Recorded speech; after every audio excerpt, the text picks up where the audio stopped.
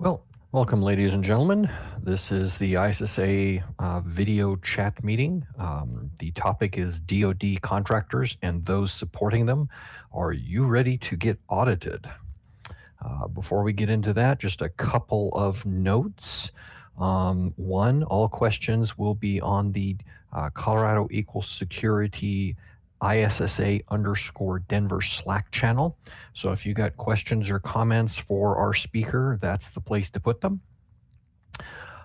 Next week, Tuesday at this time, we're going to be having a presentation about securing connected devices and preventing wireless attacks. And of course, my phone decides to ring as I'm sitting here talking. Okay. So, with that small distraction out of the way, our speaker today is Matthew Titcomb. He is, scroll down to his bio here.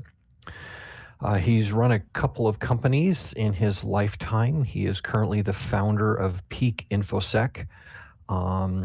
He spent, a long time, 25 years in the info and security technologies in both the federal government and the commercial sector. Does a lot of work for the Air Force.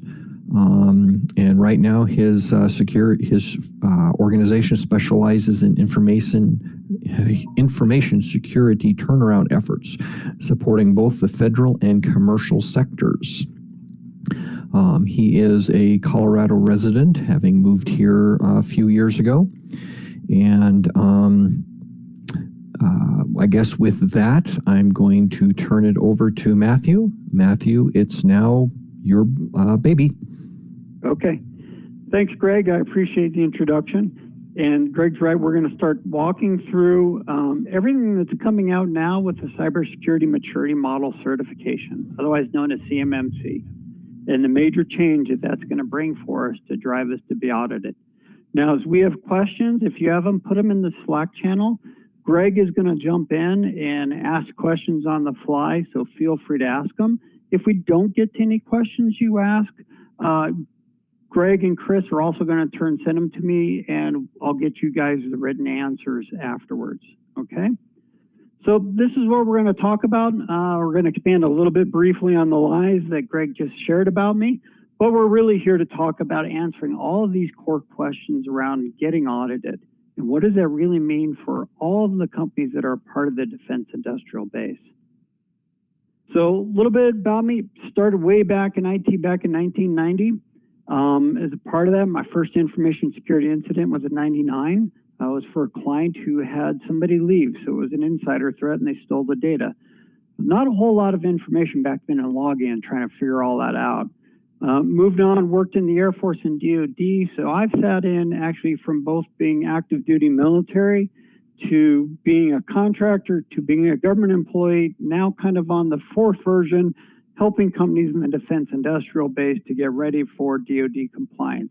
And you can see all the good lies over on the right-hand side of your screen of all the bigger companies that we've done work for that just kind of, add some fake credibility for you guys who are watching all this.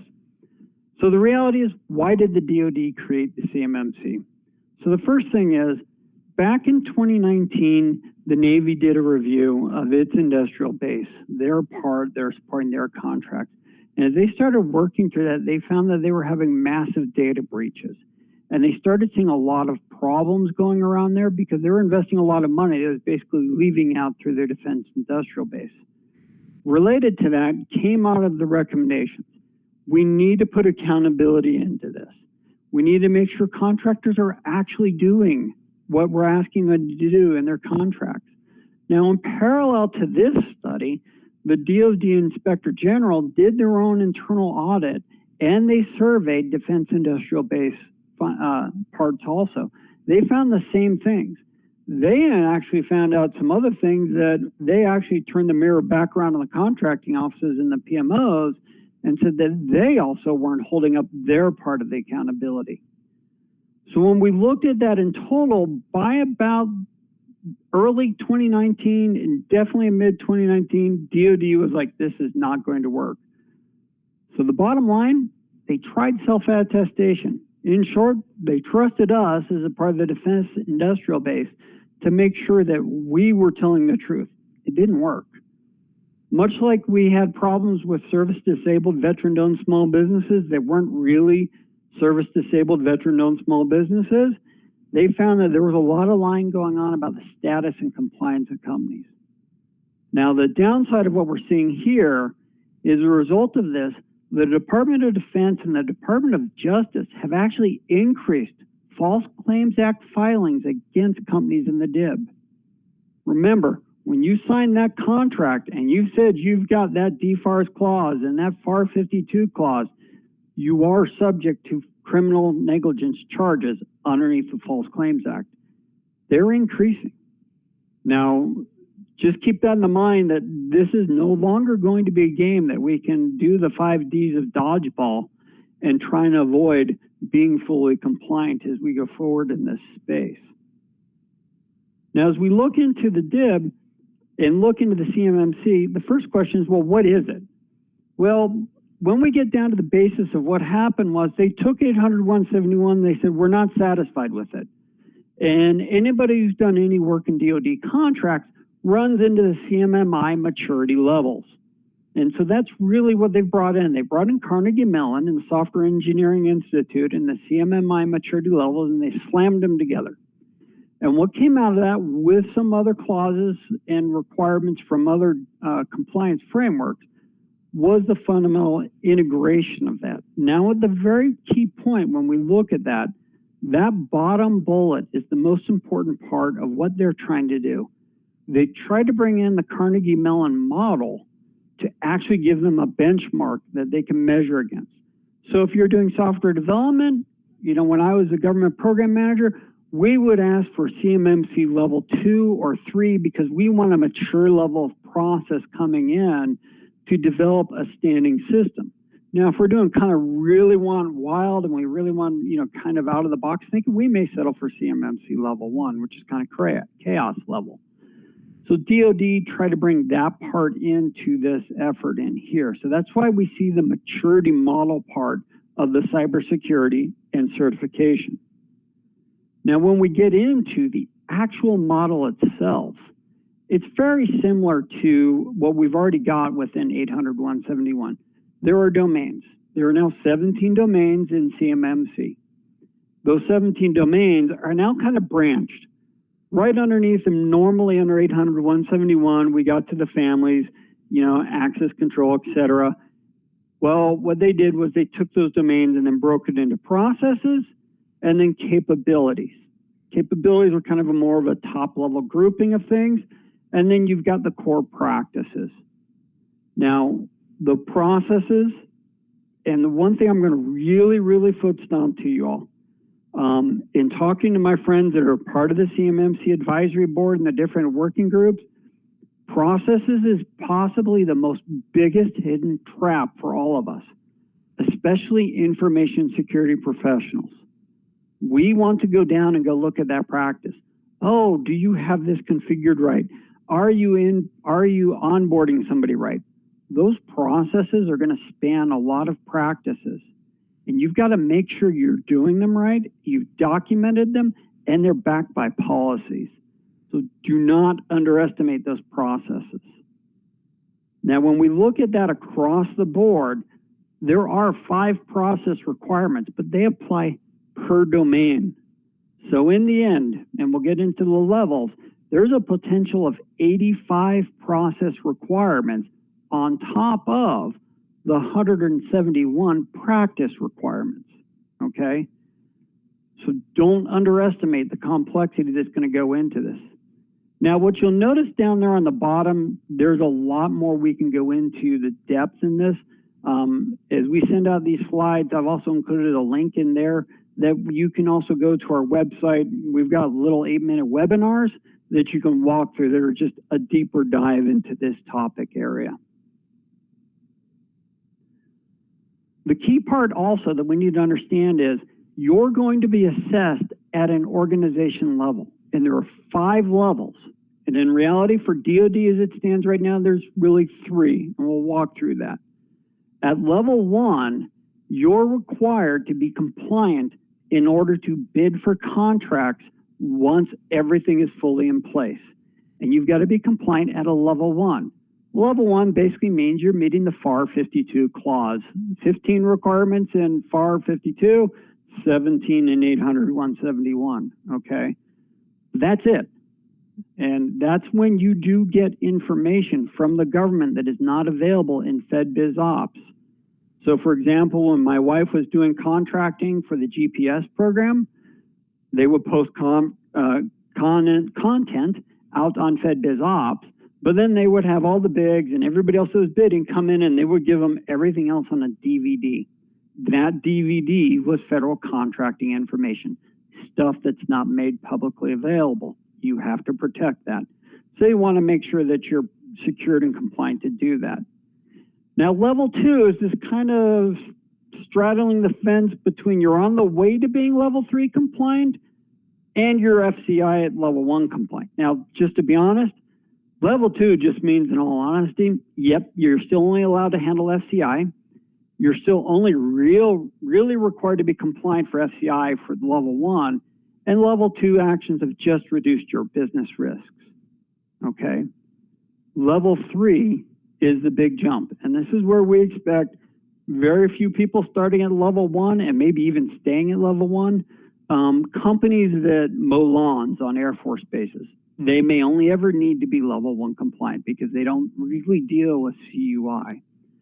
Now, once you've got that covered defense information, now again, I'm going back to the DFAR's clause. And the key point here is right now, CMMC is only looking to be applied to the current DFAR's clause 7012 that applies to covered defense information, which is a type of CUI known as controlled technical information. It's a Russian dolls conversation. Again, it's a really ugly one. And on our website, if you really want to go through the pain and suffering of understanding this, there is a good video that will walk you through this, okay? But once you're at level 3, you've got to protect that covered defense information. This is where we're expecting the bulk majority, like 90% of all contractors that are part of the defense industrial base, to have to reside. As we look beyond covered defense information, DoD will likely start to apply CMMC requirements to the other subtypes of covered defense information in the NARA registry. Likewise, DHS is taking a very hard look, and there's initial indicators right now. DHS is going to start to adopt the CMMC sometime in the future. This is all kind of talking to friends who work in the DC area, what they're hearing. As that happens, suddenly level 3 is now going to start to include other types of CUI that DHS is responsible for. So we'll keep getting more and more depth in that area. Now, level 4, we're now starting to add in more advanced controls, and this is where we're expanding beyond 800-171. Now, according to Katie Arrington from the OSD, basically DoD's perception of level 4 is that it is a participant award for failing to be level 5 compliant. In other words, 1, 3, and 5 are all the ones that we really expect for DoD. Now, in conversations I've had with clients that are both working DoD intel agencies, highly sensitive projects, we may see them start to drop in and then be expected to be at level 5 compliant. Greg, it sounds like you got a question. I do. I was just waiting for a break here. Had one of our members here say, initially they said you had to be certified to bid, but lately Katie has changed what she has been saying, that you need to be certified in order to be awarded the contract. Have you heard anything different than that lately? No, that is an accurate statement. So it's kind of both. Okay, level 1, and really good question here. At level 1, you've got to be compliant in order to receive the FCI information. What we've heard from DoD is at level 3, when you're proposing, you can be undergoing remediation and not fully compliant yet. But upon award, you must be compliant. They may be willing to also apply that same standard for level 1. If you're just starting out, hey, we're going to go ahead and get this, we're pursuing compliance. And again, there's what is missing right now for both the contracting offices, program offices, and us out here in the commercial side is realistically not only the DFAR clause, but also the supplementary information, the actual guides that they give to the program offices and the contracting officers and make available to us, so we understand those more nuances. Level 1, they may let you go ahead and bid if it's only going to be a level 1 compliant requirement.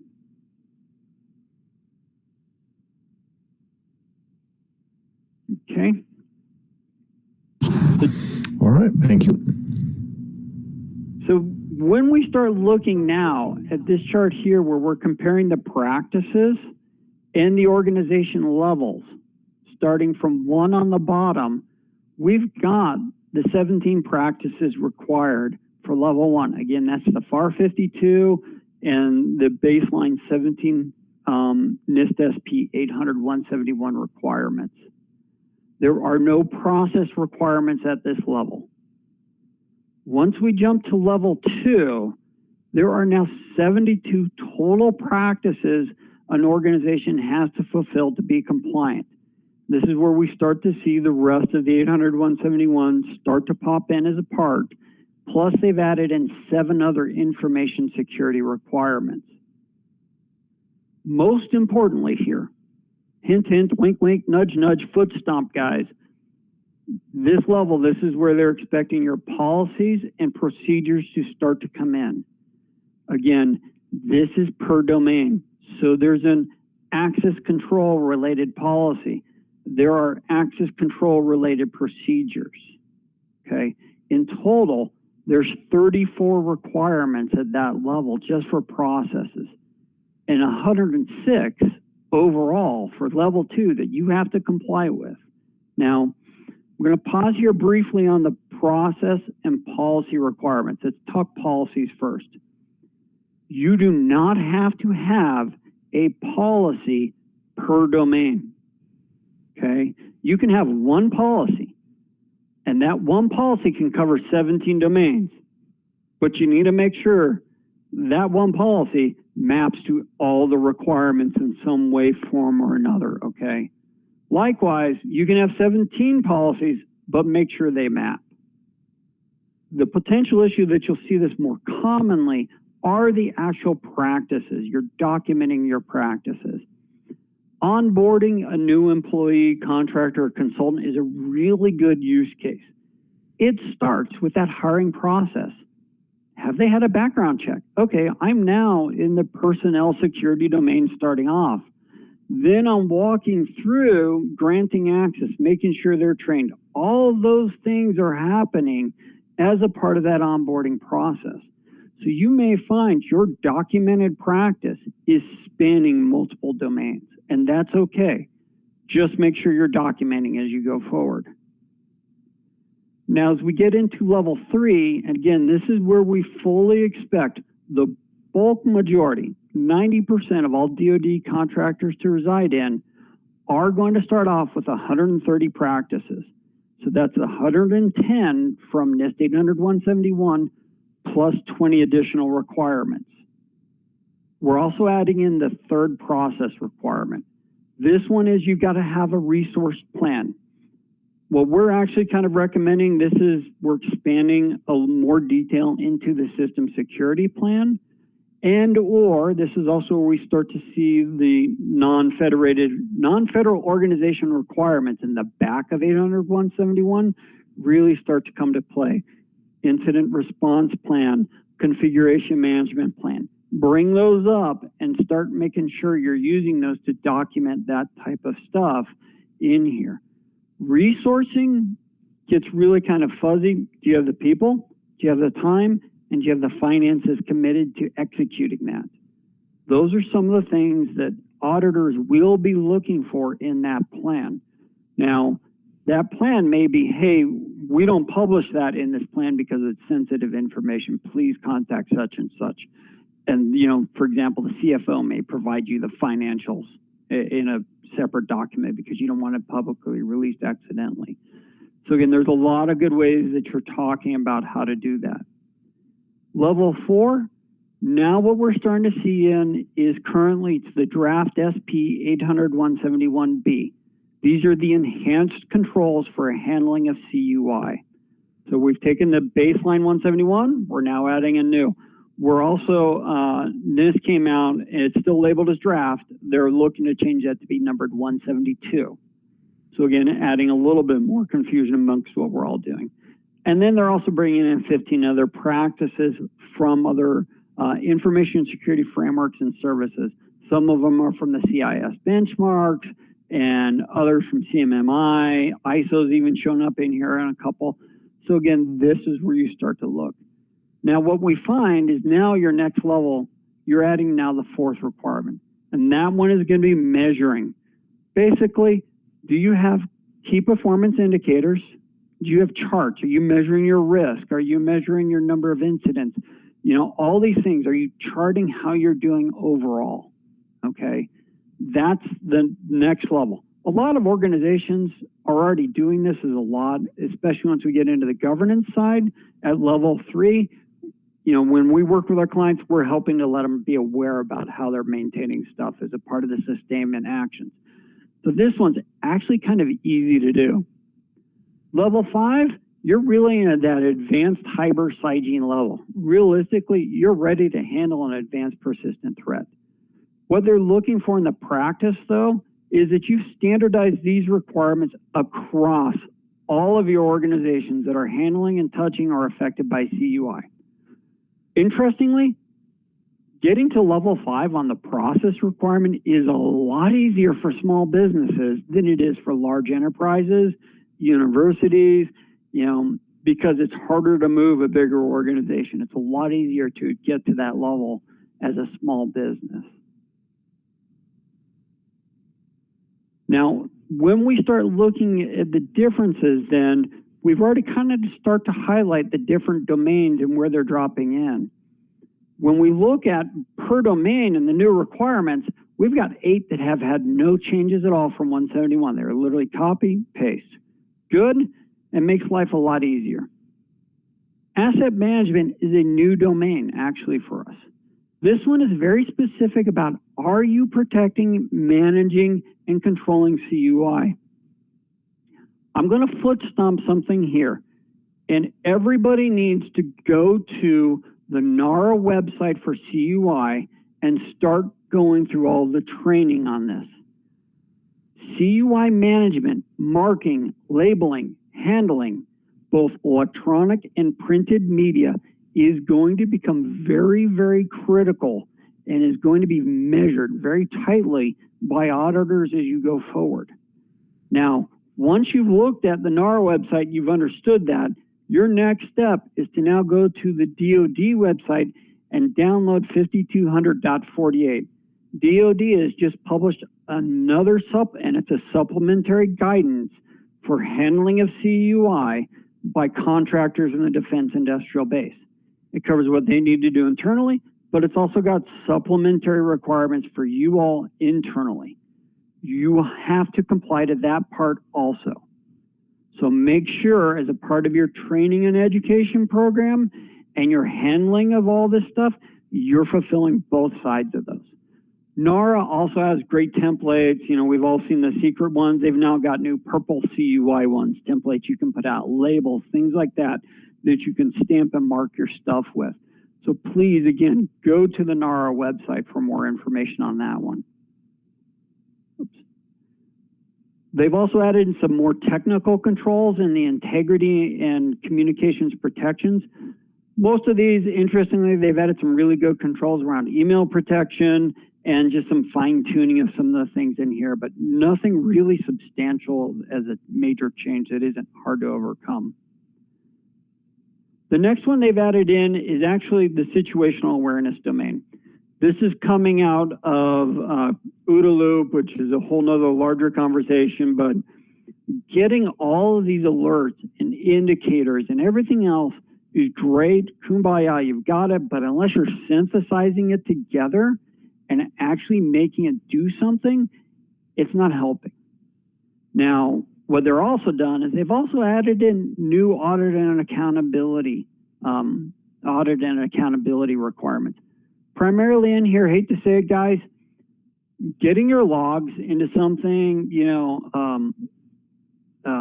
SolarWinds or anything where you're just doing log aggregation at one central repository is no longer enough. Okay. In one of our videos, we refer to it as kind of being Gibbs, where Gibbs comes along and backslaps DeNozo's head. They basically say, you actually have to review your logs. That is a requirement now.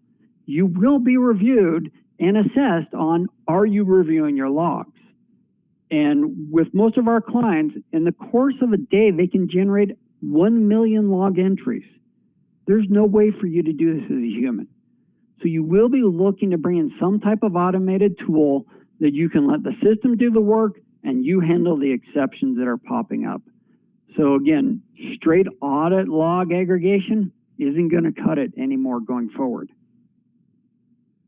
Now, the other part they've brought in, they've expanded on incident response, and I'm thankful they've actually added in the recovery domain.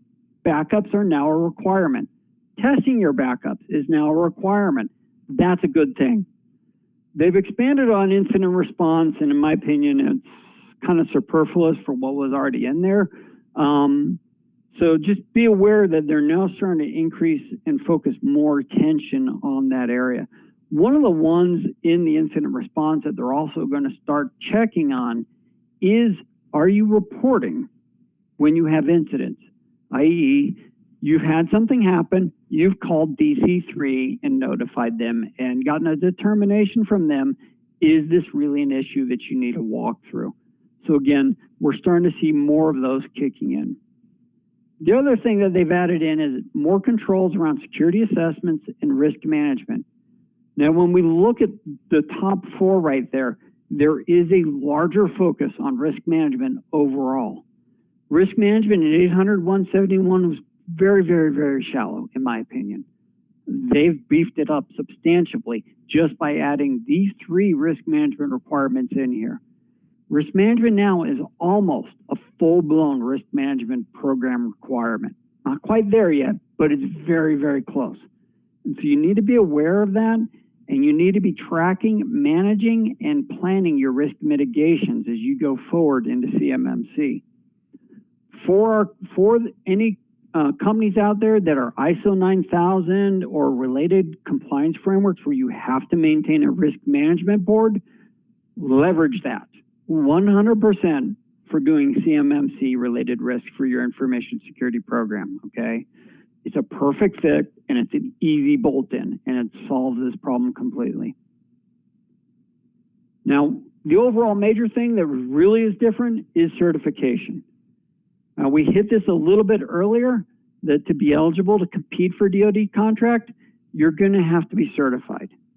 Now, they may allow you to compete and be pending to be certified and awarded at level 1, but we do know that at level 3, you must be awarded and certified at level 3 or higher in order to do any work with the DoD for a contract that has DFAR, the current DFAR's clause in it, okay? There's no exceptions on this once they fully roll this out and implement it. And it's going to be rolled in a grandfather clause only for new contracts. So if you've got a current contract, you will only be bound by the current DFAR 7012 clause for 800-171 self-attestation, all right? Now, likewise, what's coming out of this is also then the CMMC Advisory Board. They are the third-party non-government organization that there's a private-public partnership that's been established with them, and they're responsible for the overall certification. Now, as a new organization trying to stand up a whole new set of certifications and building everything around them, I feel bad for my friends that are a part of that and are working, because they are literally trying to build not only a plane in flight, they're trying to build an entire air fleet in flight. Okay.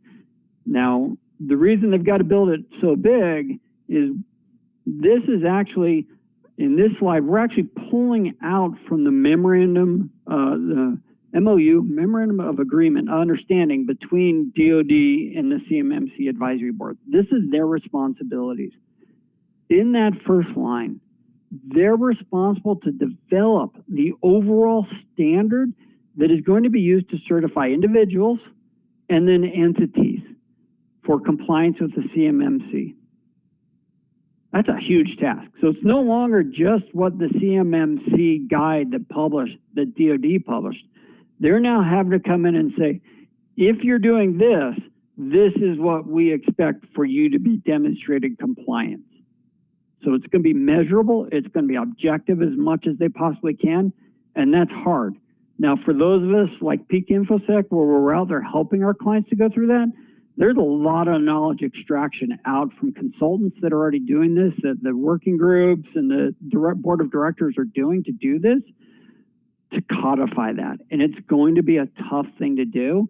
And as we do this, just to be honest, I fully expect it's going to be an incremental effort.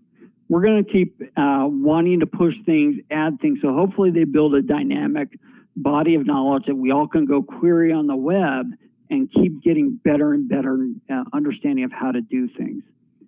Now, when we look at the entities in green, you can see they're responsible for certifying the third-party assessment organizations, the C3PAO.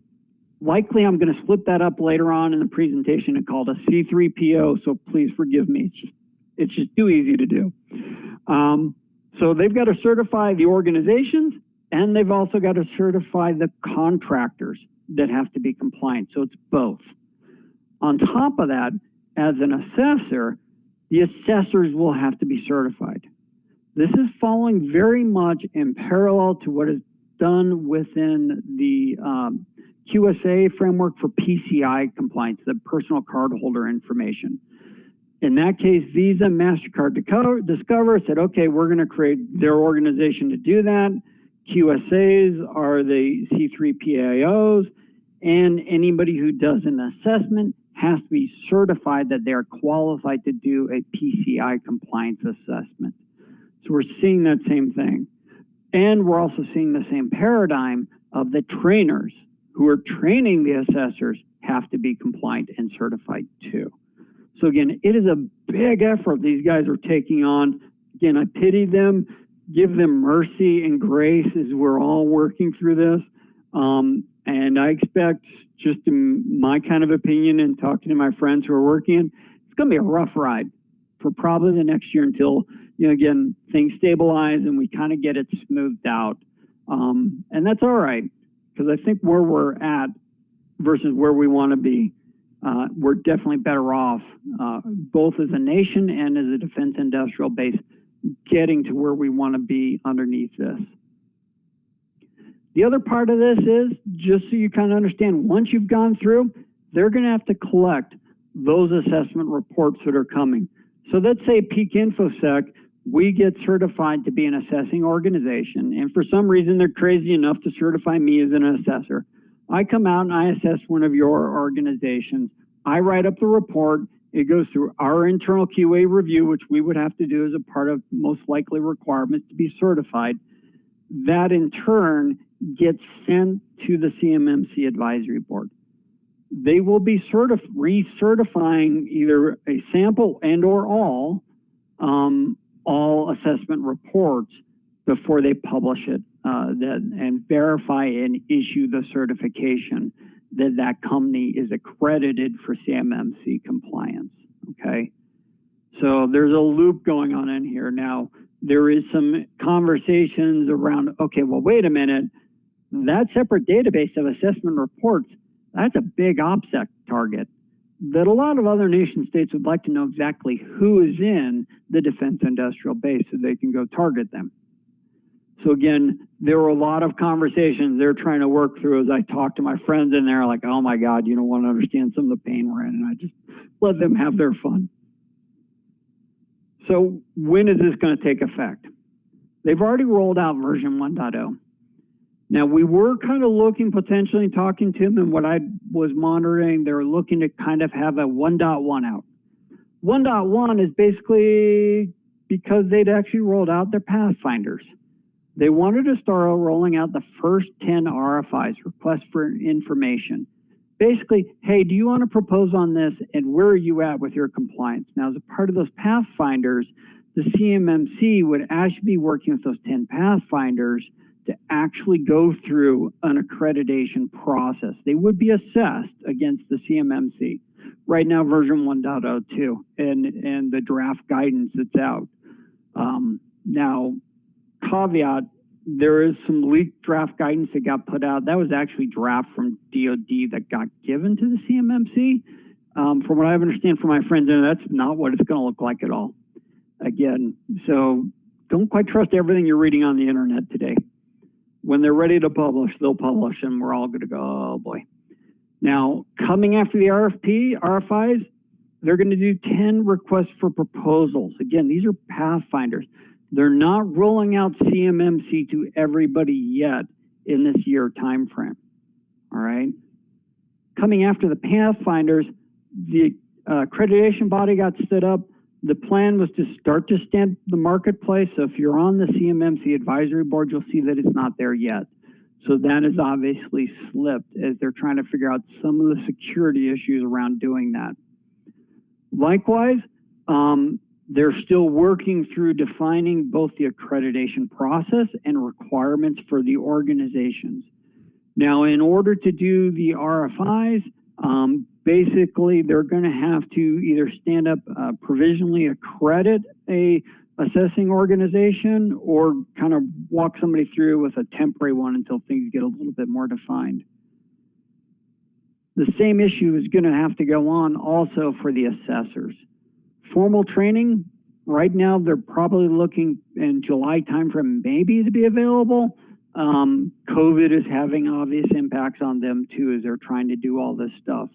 So it's impacting those parts. Now the goal was starting this summer, assessors would be able to start to get trained, and level 4 and 5 assessors were going to follow later on because again, they focused on levels 1 through 3 in order to meet the bulk majority of the defense industrial base. Now, as we look going further out and we expand our scope a little bit bigger and we look beyond just into this year and next fiscal year, the real plan they had was also then, as you look at the bottom, okay, the plan was to drop a brand new DFAR clause and or clauses. That being said, the DFAR's clause 7012 as it stands right now is very, very likely to remain in all current DoD contracts going forward. They can't rescind that contract because that's putting information security requirements in current contracts, so they want to leave that. So I think we might see, 7022 or whatever they're going to number it as within the DFARs that will be CMMC specific. And so you very will likely see new contracts as they're awarded have both until everything is cut over, and then they'll rescind out the current 7012 clause going forward. Just a quick question here about the DFARs. Are there any word on those changes that's going to be done to those to make all this stuff doable and legal? Not yet. That's actually one of the things that got hit by COVID. That has actually been delayed. To go through a DFARS change is not something DoD can do on its own. DoD has to submit the change. It goes up to the Office of Management and Budget, OMB, who handles the overall, and it's got to go out for public comment. So my understanding is they've submitted the new language to OMB to go through the public comment phase. And I'm sure somebody out there could probably tell me if it's hit. I haven't seen if it's hit or not yet out there for public comment. Once it does, that's going to start a whole lot of ripple implications and give us a lot better understanding about how DoD is going to handle the contracting side of this. So my expectation is that's going to slip. Now, as we jump into the next slide, things that we see in red are what has slipped. We already know that DoD has slipped doing the Pathfinder RFIs until November timeframe. They've got to get past all the year-end contracting actions. Nobody wants to try and take this on, especially since things are not ready yet with the standards in for assessors. So they've flipped that now until fiscal year 21. That has now then caused a secondary slip on any of RFPs. Since we don't see the marketplace up and yet on the advisory board, on the accreditation body, that's my wag right there, kind of when I think that one's going to pop up, is once we start to see those, once we get the RFI, the assessments go on, I think we'll start to see the marketplace show up. This is also in turn going to delay getting the assessment organizations accredited. Assessors and all those things are just going to keep slipping. And the problem that we're also, my big concern is OSD talks about 350 contractors in defense industrial base. I think that number, frankly, is based off of when they've gone through and done accounts in SAM and against contracts, you know, who's the prime and who's the subs, and they've gotten that number, looked at bids, etc. They've come up with that number. That does not count all the the tier 3, 4, and 5, and everybody else underneath that supports them that will be pulled into this as you get accredited. So, you know, kind of the people I'm talking to on the advisory board and other peers, my guess is this probably about 1 million companies are going to have to be accredited by the time this is said and done overall.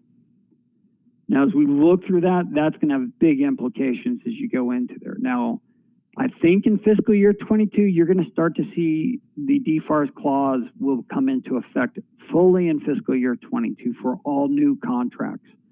So while it starts technically in fiscal year 22, most things don't really start for new contracting actions until Q2, just because contracting offices have got to go through new fiscal year start stops and all that other stuff and finance changes, especially as we go through funding mods from OSD.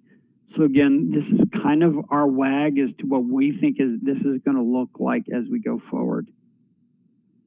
Now, how do you guys get ready? Step one, you have to get your DFAR clause flow downs done. Get your supply chain in order. The top one, where it says all subcontractors, that stuff that's in quote is the examples that are coming straight out of the NARA definition for covered technical information. So anybody you've got as a subcontractor who's touching that stuff is a part of doing their job that you've contracted out to. You have to get that clause in and get them on their own path to get being compliant. If they don't want to, you're going to have to find somebody else to do that work. In conversations I've had with DCMA and some of the other parts, when DoD comes in, and DoD will be coming in and doing audits too, guys. So it's not just, you know, CMMC certified companies. If you've got DCMA on your plant, expect them to audit you too, all right? They're going to go looking after your supply chain. So make sure your supply chain is ready. Now, the other part of your supply chain that you need to consider is any subcontractor in that part where it says access to or manages access to. I'm specifically talking about your IT companies, your managed service providers, and companies like mine. We have clients that we have access to their Active Directory servers as a domain admin. I manage firewalls for clients. I have the ability to affect that client's information security posture and either tighten or loosen or completely change their compliance to CMMC and 800-171, okay? I'm in scope as a company when I've got that. And you all need to make sure you're flowing down that clause to those contractors too. They will be looking for that. Because one of the first questions that we'll ask is we start understanding, oh, how do you handle access control? How do you handle separation of duties for privileged access? Oh, well, our contractor such and such. Oh, okay, now how do you handle him as a contractor? And you'd better make sure all this is defined in your system security plan and in your scoping document. Again, that's where they're going to start from. And if you've clearly not delineated that in that document, and then they come in and look and they start finding deviations, the auditors are like anybody else then, and anybody who's ever been through an inspector general investigation, when IG just comes in for readiness check, at base, once they find one little crack, they keep going and they'll go down that crack. You do not want them going down that crack, guys, because that will immediately take you out of compliance, because then you're not managing your supply chain and you've created risk. All right. So again, all contractors who are doing contract related work and all contractors who have access to or manages access to that CUI information, you need to make sure they're in scope. You need to make sure they've got the DFAR clause flowed down to them, and you need to make sure they're on their path to being compliant or are already compliant. Step 2, make sure that system scope is accurate. I've already hit this once, but I'm going to hit another point that's come up as a part of COVID. We've seen a lot of clients that have had their team all working in their office suddenly go, boom, and everybody's working from home. And they've noticed something interesting. Everybody working from home suddenly is more productive. Oh, and they like it. And people are happier. So we're seeing a migration now for a lot of our engineering type firms where more people are continuing to work at home, and that is going to become their permanent office location. At that point in time, CMMC scope moved and now must encompass that home office location. If you have a consultant that is working from their home office, they're in scope. They've got to come back in. So again, make sure you're looking at that wisely on that everything is in scope that should be in scope. Because if they start asking and start discovering these things, you don't want to go there. Now, as a part of the scoping, hint, hint, wink, wink, nudge, nudge, go review Compliance Forge's CUI scoping guide. That's picked up apparently a lot of adoption within CMMC, so we may see some flavor or variant of that within the standards guide. So again, take a look at that, think through that, and make sure you're accounting for everywhere that CUI is being handled, accessed, and managed. So on that path, get yourself to be compliant, okay? 171, the Assessor's Guide, needs to be your Bible. Follow that explicitly. Hate to say it, take 171, throw it away, pick up 171A. Go through every one of those objectives that are called out there. Look at how they're expecting the assessor to come in to either interview, evaluate, or test. Make sure you're ready to cover that for all of those controls in there. Again, that is your Bible. That for a majority of companies is going to take care of 110 requirements that if you do those right, the rest are going to, the additional 20 at level 3 will fall out pretty quickly. Now, policies, again, we're back to our process requirements. Policies, plans, and standards, they're critical for this. You need to make sure you're doing everything and it's documented. So for example, password compliance. Do you have a password complexity policy that says you will do this? Do you have a standard? Is that standard documented and is it implemented, okay? These are great things that you can use your configuration management governance body. Now for us, I always call them IT steering groups. When we walk into a new company that's never done this before, and if I get geeky and I call it a configuration control board, the CEO doesn't want to attend. And I absolutely need to have the CEO attend. So hint, hint, wink, wink, nudge, nudge. If you want to make this successful, you need executives at that company to attend as much as they possibly can. calling it something different like an IT steering group, that brings it more. Now you want them at that level so they also understand the changes that are coming.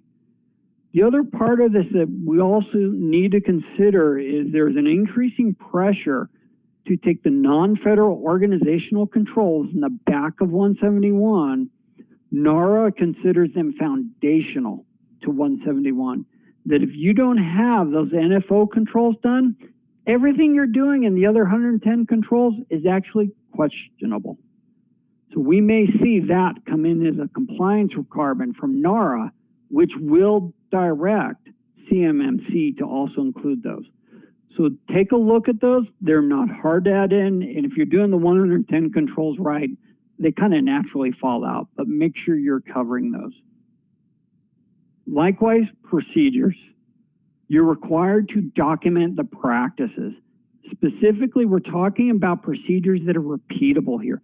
There's always going to be a bunch of ad hoc, something isn't quite right, you're doing this little one-off thing, but a firewall change process should be documented. Adding a user to Active Directory should be documented. Make sure you are documenting them. Make sure you're following them. Because that auditor is going to come in and say, okay, show me your onboarding procedure. Yep, here it is. Okay, can you show me your last person you onboarded? All right. And then there may very well come around and say, oh, can you actually schedule a meeting with them? I'd like to interview them.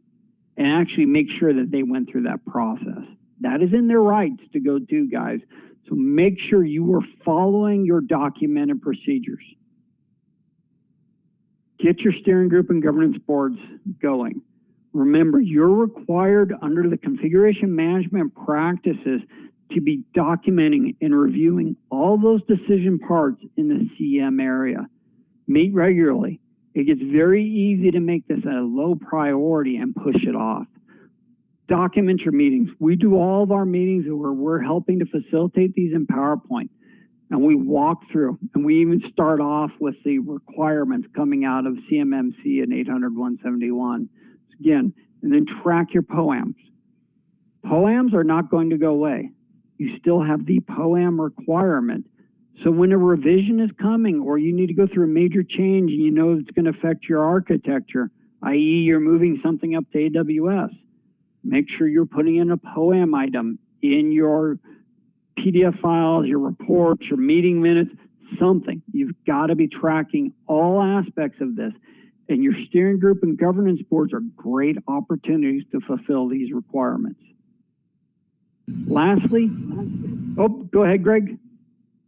Yeah, I was just going to say I'm looking over this here, and as you mentioned earlier, this is going to be interesting for the larger companies and somewhat of a challenge for the smaller ones. But I'm thinking of maybe the tiny companies, the ones that are, maybe 2, 3, maybe as many as 10 or so, people in there. Is this just going to force them out of business? Because there's no way they can do all this stuff.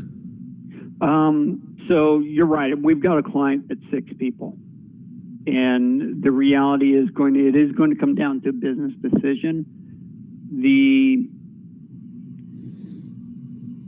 If they want to continue doing DoD contract work, they have to comply. There is no size differentiator in the compliance requirement. It's you play, you got to do, and there's no difference in this at all. Now, what I find is the really small companies, the hardest parts, it's more of a cash flow issue around meeting some of the, using GCC high in Office 365 is expensive, and then vulnerability management, SIMs, and those things, yeah, it is a cash outlay.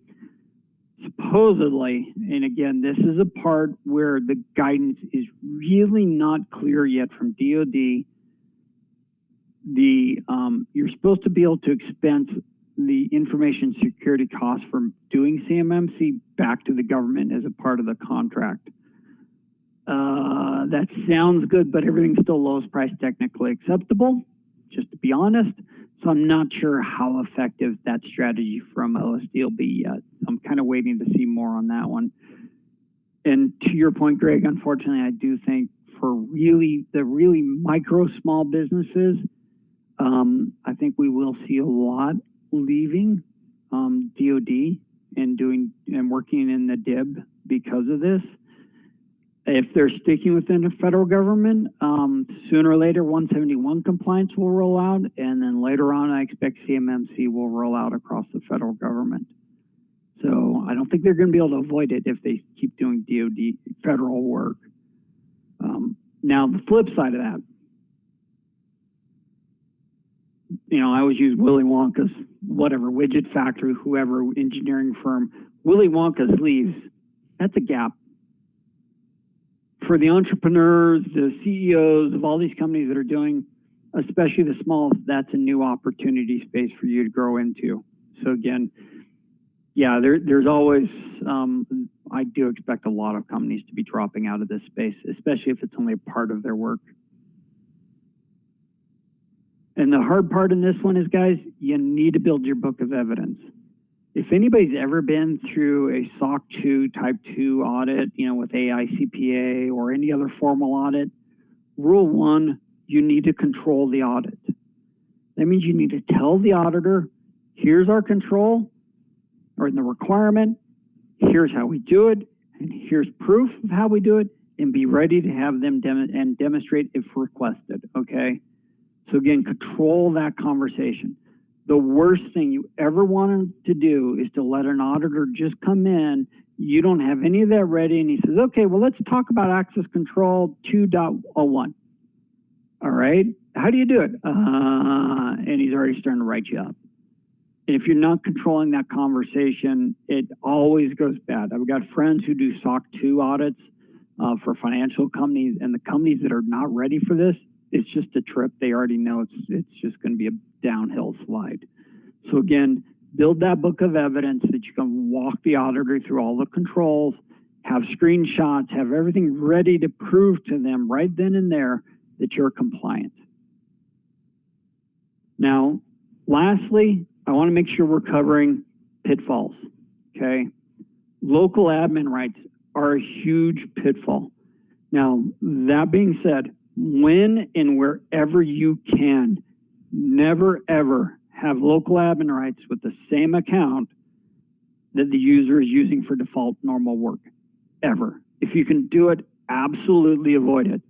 For example, you know, I work on a Mac, it's not tied to Active Directory. I've got 2 accounts. I've got my normal account that is a normal user account, and I've got an admin account. Separate, yeah, it's a pain. I've got to go change accounts, go log in and do software, but I'm fulfilling that requirement.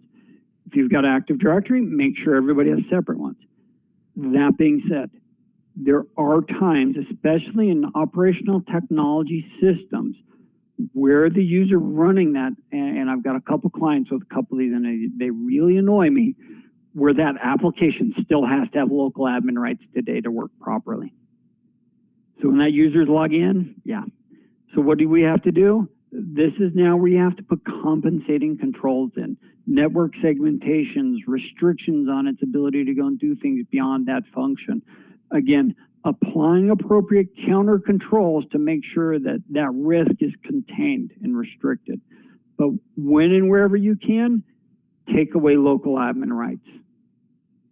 Related to this, then is also then remote access. VPN. Those are hidden requirements, those 2 controls for actually a network segmentation part when you're doing VPN. VPN, any remote access coming in, if you're using Google Remote Desktop, stop.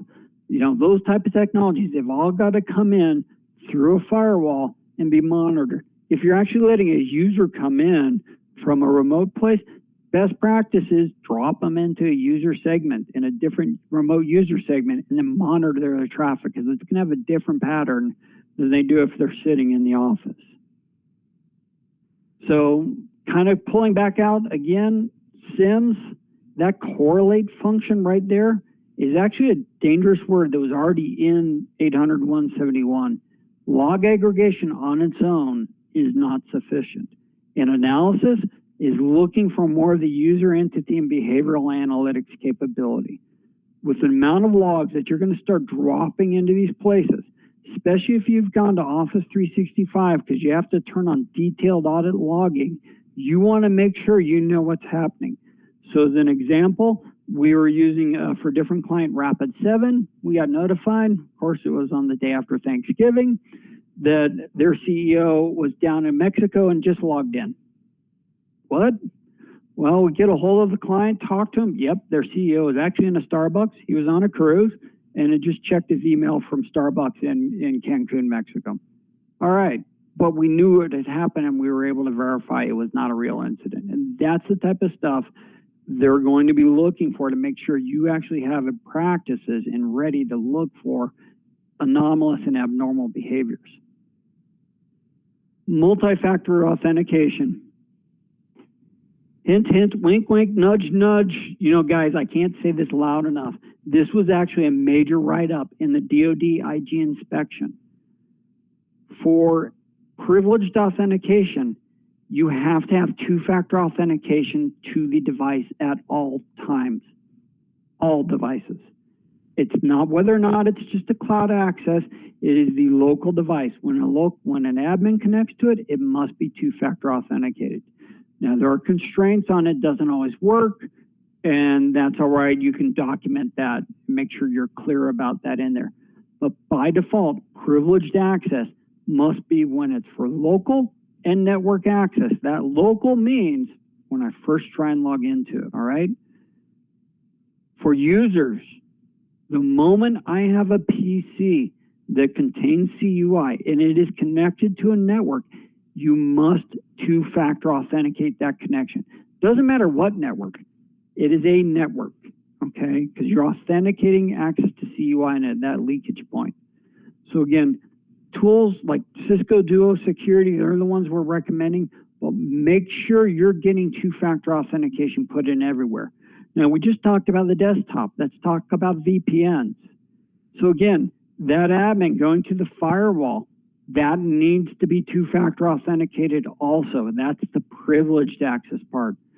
That remote user connecting that VPN connection in must also be two-factored. So it is not constrained to just desktop connections. This is a big one that is going to continue to be a big write-up for a lot of companies because they're trying to think, I only have to do two-factor authentication when I'm going to Office 365 or some other web service. No, it is literally anywhere and everywhere you possibly can do it, you must do it. That being said, do two-factor authentication anywhere and everywhere. We've seen this actually stop financial fraud attacks. So again, you want to do this as much as you possibly can in your business. Next up, CUI management. Don't forget paper. Don't forget your backup tapes. Don't forget anything, external hard drives, anything that has CUI must be marked and labeled.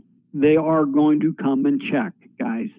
So please mark and label everything. Now, that being said, the NARA standard is once you put that policy in place, anything that is not marked and labeled, you do not have to go backwards on, okay?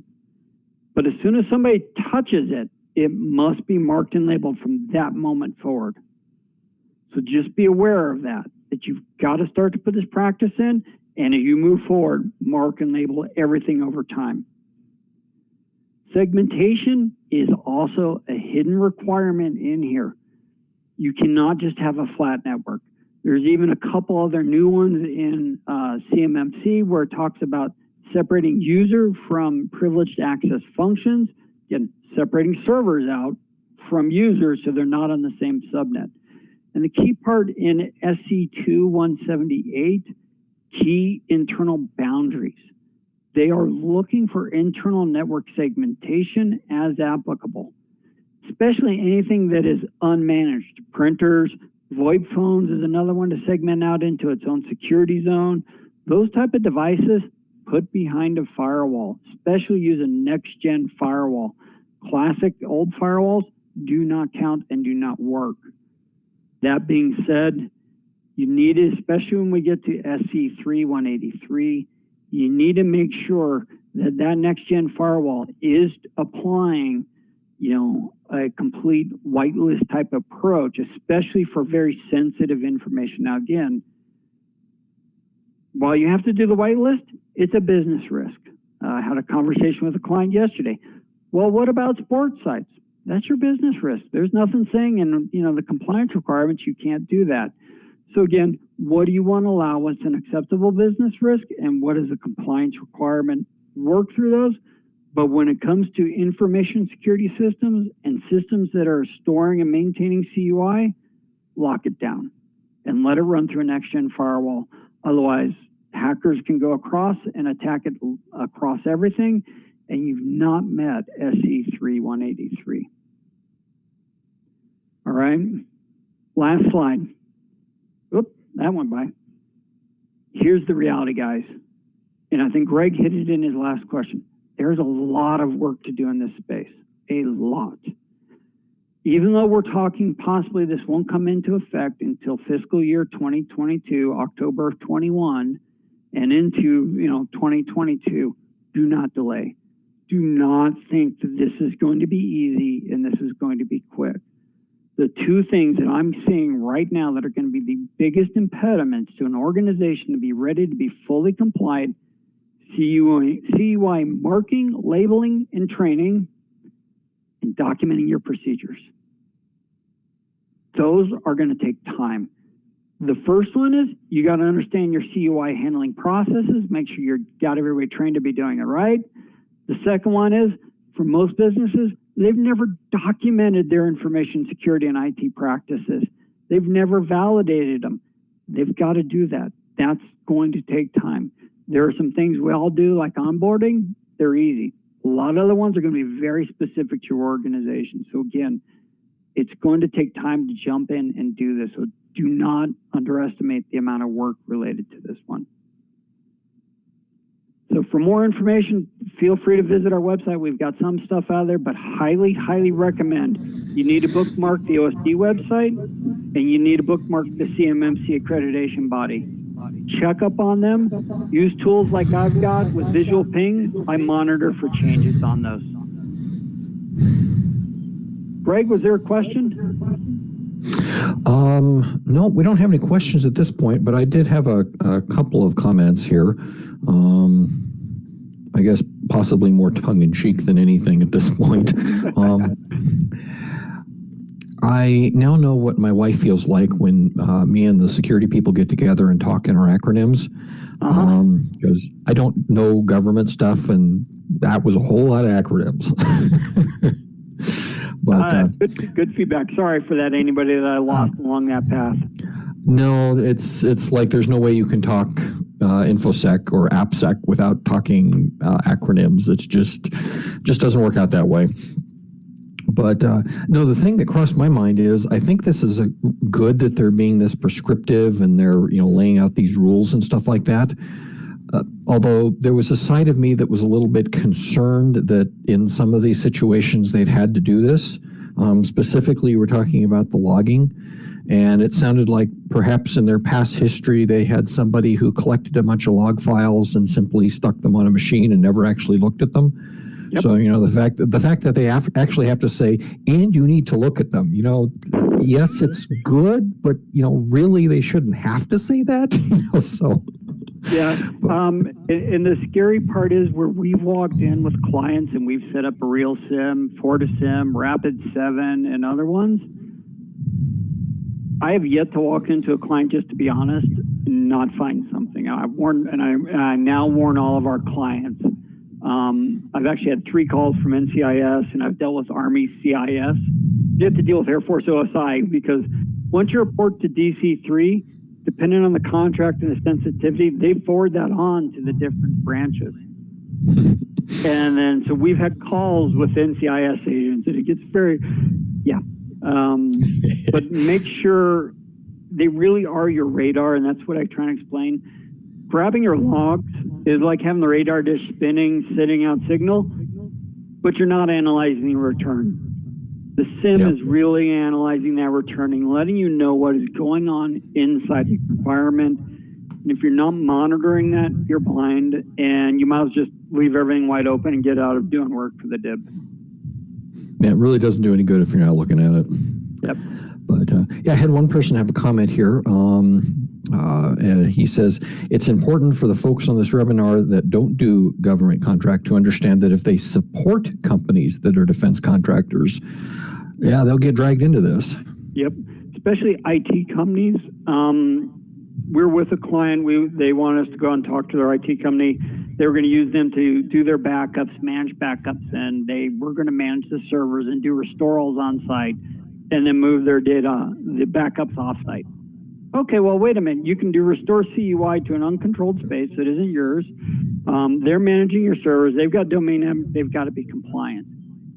And when it started walking this out through the MSP, they said, we don't want to do this. And they actually walked away from the client. And in all honesty, finding MSPs and IT companies that want to be compliant is really hard today. There aren't many in this space that want to play in this sector. And it is, in my opinion, actually a big growth market. If you're in the IT services side, I would invest in getting compliant and being ready to support DoD contractors, because there's going to be a lot of work coming your way. Yeah, I could definitely see that because, like you said, a lot of them aren't going to be able to do it for various reasons, whether want or money or size, and somebody's going to have to step in and take care of it. Yeah, the other one that's coming out of this right now, the only real viable cloud asynchronous collaboration environment really is Office 365. And you've got to actually go to the government computing cloud high, because it's not that they don't meet the technical requirements. That's the only space Microsoft is going to support the DFAR Clause. Because that DFAR Clause says that NCIS, DC3 from, the Defense Cybersecurity organization can actually go investigate those systems. So when you actually have a breach, you can expect OSD to come on site if it's big enough to actually look at your servers. Microsoft has said, we'll only support that up here. And so when you're looking at companies that are handling CUI, they're going to have to move up there if they're using anything for email. Any servers that are hosting, ERPs are going to have to go up to that type of level of cloud also. So again, there's also a lot of work for IT companies that are willing to help with migration, standing up work in those compliant environments. You see the gray hair. I've had the 3 o'clock in the morning phone calls when I used to do an IT services company. I don't want that anymore. I have enough stress with incidents. I don't want to deal with break fix. So getting companies that are willing to do that, we need them. Yep, been there, done that. Prefer not to do it again. Well, that's all the questions we have at this point. I appreciate all the information. I think my brain is now overloaded and I now need to go take a break. Caffeine. Definitely. All right. Well, thank you very much. And to everybody who's listening, hope to see you next Tuesday. I'm sorry. Hope to see you this Thursday, I should say, with our next presentation. And with that, I will say goodbye. Thank you. Bye.